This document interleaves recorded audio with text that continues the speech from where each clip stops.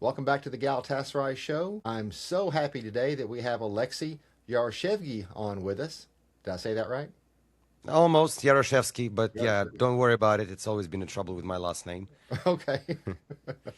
He's taking a little time out to come on the show to talk to us about our new transfer that's coming, Batrakov from Russia, who's hopefully our new number 10. I pulled out a shirt from about 2006 to wear today because we haven't had a number 10 in so long.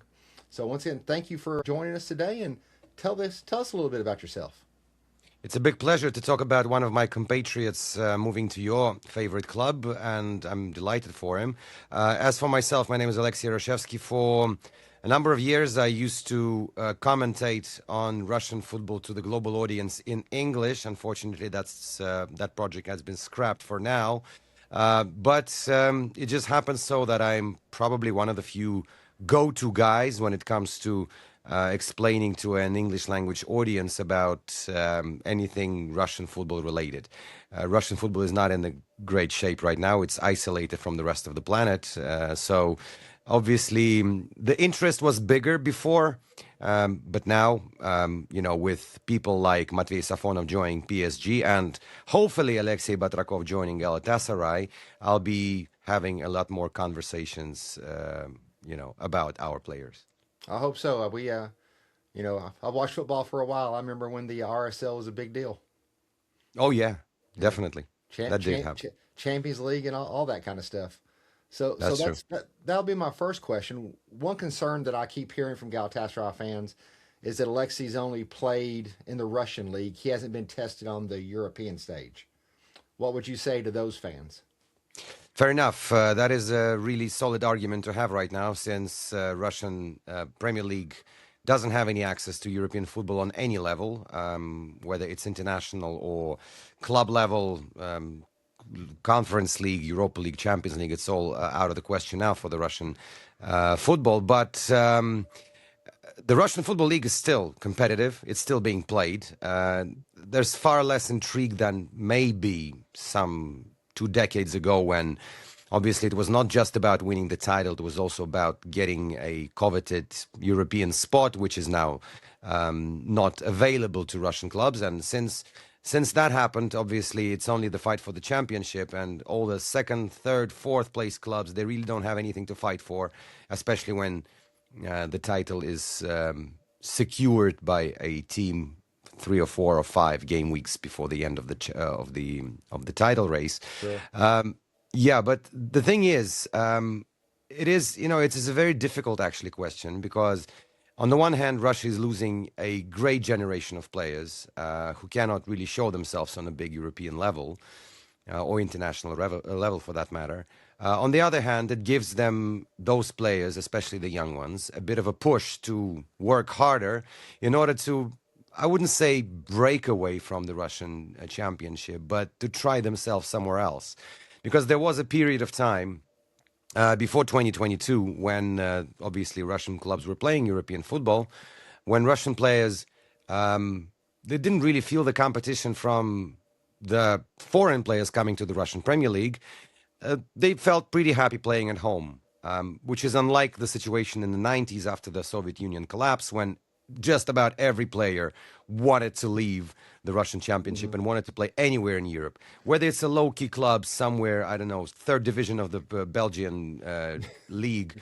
They just wanted out of it. Then since like about mid 2000s, the situation changed. More homegrown players wanted to stay here, prove themselves, play on a competitive level, compete for the European places. And now we're kind of back to the default settings of the early 90s, that players really want to go somewhere because they feel isolated. And in this case, I'm particularly delighted for Alexei because he managed to secure a move not just to any club, but to Galatasaray, a highly competitive club with lots of quality in the ranks. And, given the fact that he's just 21 years old, this move could be an absolute dream move for him.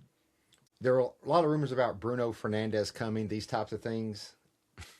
What excites me about Alexi is Galatasaray is a little old at some positions. The defensive midfield, Torreira's in his 30s, Lamina's in his 30s. On the back line, we're getting a little old. And I really didn't want to bring in a 33-year-old, basically rental number 10. I wanted to bring in this 21 years old who's going to be able to develop and grow with the club, drop our age down so everybody doesn't retire at once and we have, recruiting problems. So that's one thing I'm excited about. And I do think skills transfer, and it looks like he has those. Definitely, you are guys getting a proper number 10, not only very, very young, but one thing that has to be said, many fans, they base their judgment of a player on, I don't know, YouTube clips, on skill videos edited by, I don't know, some other fans. And they think like, oh, wow, we got a dribbler, we got a guy with great pace, we got this and this and that. But there are other things that people do not know and do not see beyond those YouTube videos. Other facts like hard work. Aleksey Batrakov is one of the most hardworking young Russians out there. He had to prove on and on and on that he is worthy not of just trying to, play for the first team, for the first squad of Lokomotiv Moscow, but be a number one starter there. Because when effectively his predecessor for the position, Maxim Glushenkov, also very talented and still a pretty young player, although he's closing in on his 30s, when he was leaving to Zenit St. Petersburg, the number 10 position at Lokomotiv was vacant, and there was a bit of a fight between an older player than Aleksey Batrakov and a bit more experienced player, his last name is Sarveli, to get that number 10 position. Aleksey Batrakov won it without any question because he's a hard worker. He's a very level-headed guy. Apart from all the skills, apart from what he can do, which I'm sure we'll discuss later on, I'd say his mentality is fantastic. He is not the guy to just say no, just say I'm not good enough. He's going to be proving and proving and proving. And considering the fact that he's moving to a superior league in terms of the football quality and in terms of the names and the stars in the league, Galatasaray obviously included, he will be the one to show himself. He will be the one to say I'm a hard worker, and he's not going to sit on his laurels or sit on the bench and wait for his chance. He's going to work hard, pretty much, as many people in Russia now say, what Matvey Safonov did at Paris Saint-Germain, the goalkeeper who's effectively won 2 Champions Leagues back to back, and also won the starting berth from none other than Lucas Chevalier, who was touted to be the number 1 French goalkeeper. So, I think in this case, they are very similar in their mindset. They are hard workers, and they are the ones who are proving everyone wrong. So in this case, you got an absolute jewel. I love it. And if I have this wrong, please correct me. But I believe that is the current club, they play more of a low block counter type of deal offense, whereas Galatasaray is a high press type of team. You're talking about Lokomotiv Moscow? Mm-hmm. No, they're not really about low block. They are about high pressure intensity. They are about a very youthful squad. But, that is the problem with Lokomotiv Moscow, because one of the narratives that I'm seeing now in the Russian press, ever since the move pretty much materialized last night, is that the people running Lokomotiv Moscow, they effectively destroyed a very good team because they sold everyone. And Batrakov is like the final step in demolishing that team, because when they started and when all these young players got together and when Batrakov got his chance in the first team 2 seasons ago, everyone were simply raving about this team. Nothing of low block kind of holding the ball. It's all about fast space, going through the middle, going through the flanks, basically just running at the opposition. And Batrakov, in this case, is an absolute, probably one of the most important cogs in that machine, because he was right in the middle, right underneath the striker, which I think he's played with 3 or 4 different strikers over that period. But he's also not just about creation, he's also about scoring himself. He's in the double digits every season, in the last 2 seasons. And just think about it, he was 19 when he got his chance in the first team, then he was 20 the next year, and now he's 21. And he's scoring like a madman. So, no, I would say in this particular respect, he's also very much suitable to the style of Galatasaray. In the sense that Lokomotiv were never a slow team while he was there. They are becoming this now, and they are a pain to watch. They're not getting results. They're not getting their game style. But I only have to feel sorry for the manager of the club because he effectively over the last 2 seasons he lost everyone he brought up That's tough. in this. That is very tough. And considering that Mikhail Galaktionov, the trainer, the manager of the gaffer of Lokomotiv Moscow, is a former manager of the Russian youth national team, he obviously knows how to work with youngsters. And you know, when the team is falling apart, I mean, you can only feel sorry for this guy. But they are a far cry and not even a shadow of what they used to be now, considering what they've been doing for the last couple of seasons. Wow. The way that he plays, a lot of people are wanting to compare him to Dries Mertens, our most recent number 10. He kind of reminds me more of Wesley Sneijder. Sneijder was more of that offensive type of number 10. He could share the ball, but he was a great goal scorer as well. Of those two players, who would you think he resembles more? Well, if I had to pick from these two, I would say probably it's more Snyder-like, although I wouldn't go that far as to compare Batrakov with anyone. You know, I was on TV in Russia many times talking about this because there were people in our media space here in Russia who were saying he is the new Russian Messi. I'm like, guys, please stop. This will get to his head, and he would start thinking that he is the Messi. He does play a Messi-like football, I would have to say. I mean, in terms of what he does, obviously not at the level of the genius that Lionel possesses, obviously, but in terms of the approach to the game, that's pretty much what you can equate him with.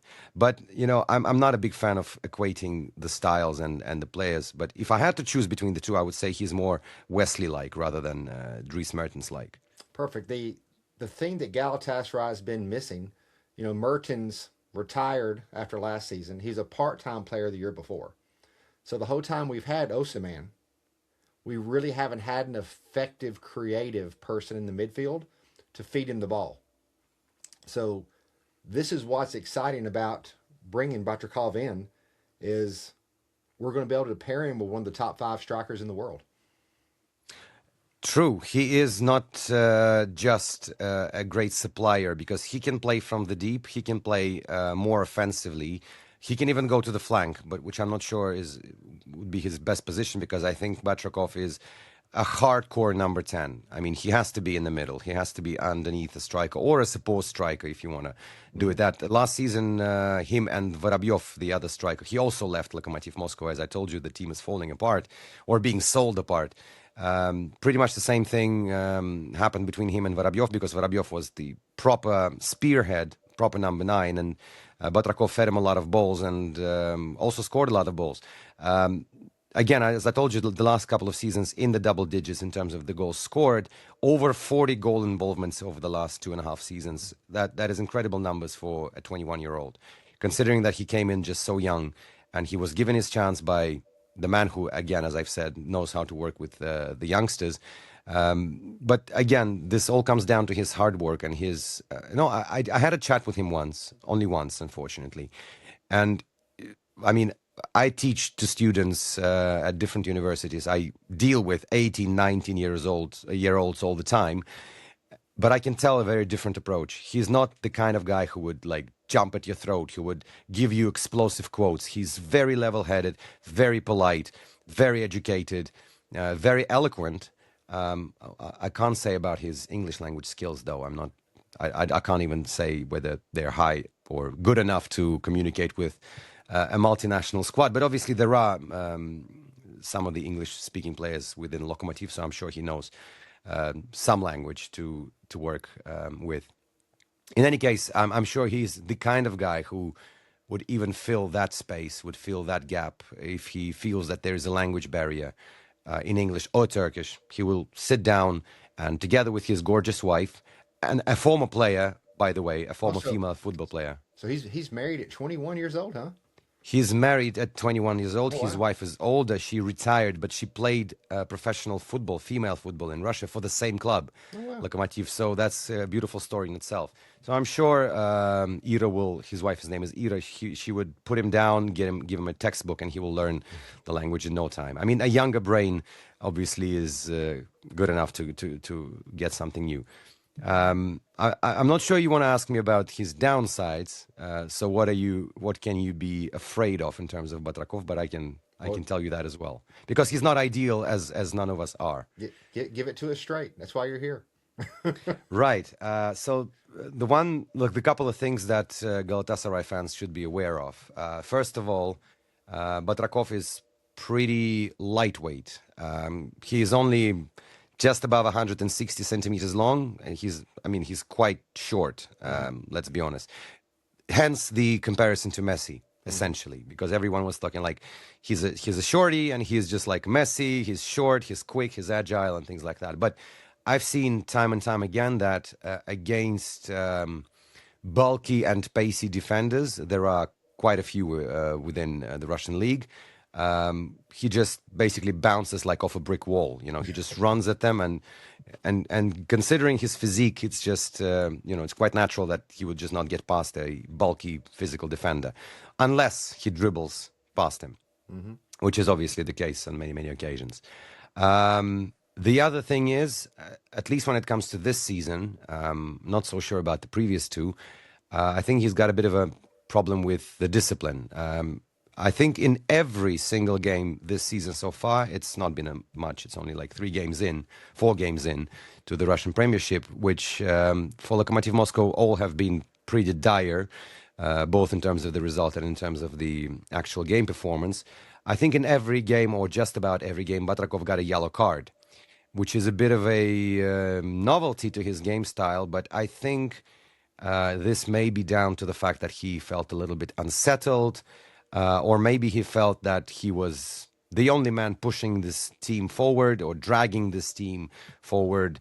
So maybe there was something wrong with the mentality there. I'm pretty sure that, when he takes to the pitch for the first time with Galatasaray, I'm sure if there is a mental problem like that in terms of his discipline, I think it will dissipate in the very first in his very first minutes for the new club. But that's something that everyone was pretty much surprised to see, because he was arguing with the referees, which he's never done really. Again, as I told you, he's level-headed and not a hot-tempered dude, and that's never been his characteristic. And third, well, that's what most of the Russian pundits and experts have been saying. There is a feeling that he's a bit inconsistent, that he may be an absolute demolisher against a big team. He scored twice against Spartak Moscow. He scored against Zenit. He scored against CSKA Moscow. He scored pretty much against all the giants of the Russian Premier League. But then in the game against someone from the bottom side of the table, he would sometimes, not always, obviously, he sometimes would be a little less visible than he usually is. But then again, he's only 21 years old, and he scored double digits in his first 2 seasons. So maybe that's, maybe the people saying this, they live in an ideal world where a striker or a midfielder of attacking position should score or contribute to a goal every game, but that's not possible, as we know. Well, I don't know. It's very few professional football players that are going to play in a derby match and then go play somewhere in Anatolia against somebody in the bottom 3 of the league and give the exact level of play in both of those games.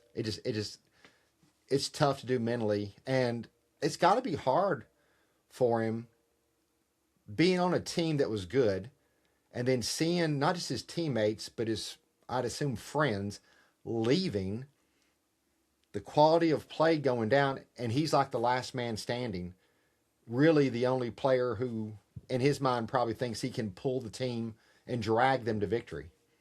I think that was exactly the case. I would not even consider myself or try to consider myself a body language expert, by no means, but it was clearly seen in his demeanor on the pitch in the first couple of games of the season that he was just very frustrated with what's going on in the team. And I mean, who wouldn't be? He is the graduate of the academy. He has seen Well, I wouldn't say the rise of this team, but before Mikhail Galaktionov, the current coach, came over, I mean, it was a nightmare. They were facing relegation at a certain stage because it was run so badly by a bunch of Germans, I would say like that, because it was a German technical director, a German manager, or rather Austrian, Ralf Rangnick, by the way, who managed the Austrian national side and Manchester United. He was the manager of Lokomotiv Moscow. I'm not sure they actually worked together with Batrakov, but he was clearly somewhere near the team when Rangnick was in charge. So Mikhail Galaktionov came over and he basically just changed and fixed the team and made them a third-place team last season. They didn't win the cup in that period, but they didn't win the championship, but they were clearly somewhere there and they were back to the elite. And Batrakov was, again, one of the most important aspects of that rise. And then you see everyone around you leave or being replaced or, it's a new different team. Of course, he would be frustrated. So who could blame him? I'm sure when he lands in Istanbul and he sees all these wonderful players with so much experience and so much silverware under their belt as well, he will be very happy, not frustrated anymore. And not just that, but if he gets in this week, the Champions League draw, I think, is next week, so he'll have that to look forward to as well.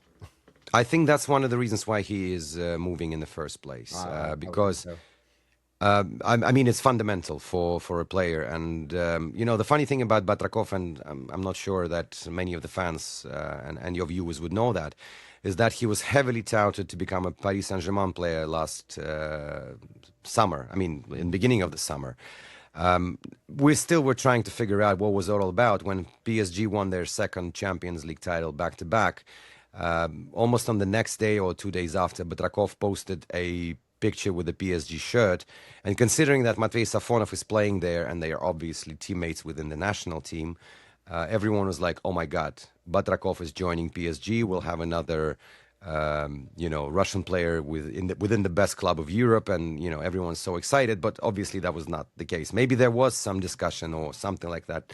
I mean, we don't want to go there. But fundamentally, when it was clear at the beginning of the season that Batrakov is still here, he's not moving anywhere to like PSG or a top 5 league club. It was clear that he needed to leave because he would stagnate. And the fact that he went to Galatasaray, to my mind, I wrote this on my Russian language football channel last night, makes me particularly happy because I watched Galatasaray last season in the Champions League, and I'm pretty sure that it's an ideal fit for him, considering the experience around, considering the Champions League, considering the incredible atmosphere at the home stadium of Galatasaray, to the point of being intimidating to the other teams.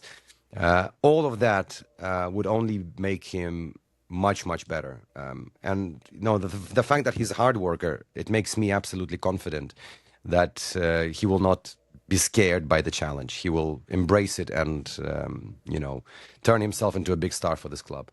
And now he'll have a chance to score against PSG and his friends. All right, yeah, that'll be lovely. Who knows? Maybe in the Champions League quarterfinals, we'll see. We'll see. It's entirely possible. All right, so now I want you to look into your crystal ball, if you can. A year from now, the season's over, the Champions League's wrapped, the cup's over. What will Galatasaray fans, the media, be saying about Batrakov? Well, it's always a risky question to answer when a player is moving somewhere because, I myself have a couple of clubs that I support. And, when you have a big player moving and you're thinking, oh, my God, this guy's going to shine, and then he turns into a flop. I mean, there's nothing worse than high expectations being crashing against the wall of a certain player's incompetence. But I have to say that in case of Batrakov, I'm strongly confident that he will be a success. Just because I know not entirely talking about his football qualities. Obviously, that's out there for everyone to see. I know a lot about his personality, and I know a lot that unlike many players of his age who are, let's be honest, some of them are in it for the money. They just want to make good careers, buy good cars and nice villas and things like that. Batrakov is entirely the opposite. That's what has been amazing me about him. since I've watched him play, that he's one of the exceptions to an unfortunate common rule that, he loves the game. The game is number one thing for him. Football is life to him, and it's not about, making money and things like that. Maybe that's why, the PSG move didn't happen in the first place. I don't know, maybe because he wanted to have regular time on the pitch, and he clearly realized that moving to the likes of PSG and getting a starting berth with the likes of Neves and Vitinha around him, I mean, that would be, or Osman Dembele, that would be virtually impossible. With Galatasaray, he gets a great chance to be a number one starter from the onset. Of course, if he proves himself. And in this case, as I've told you countless times already, I think, I'm pretty confident that he will be the one to be up for that kind of challenge. That's awesome. That's awesome. Well, I really appreciate this. Tell our viewers how they can find you on the social medias and the internet out there. They can find me on Instagram. There, Yaroshevsky is my tag, although I post mostly in Russian, but sometimes in English as well. And hopefully that the Russian Premier League will return into the English-speaking world someday, and I will commentate on it. That'd be amazing. Thank you so much. Appreciate it. Thank you so much for having me on. Have a great day.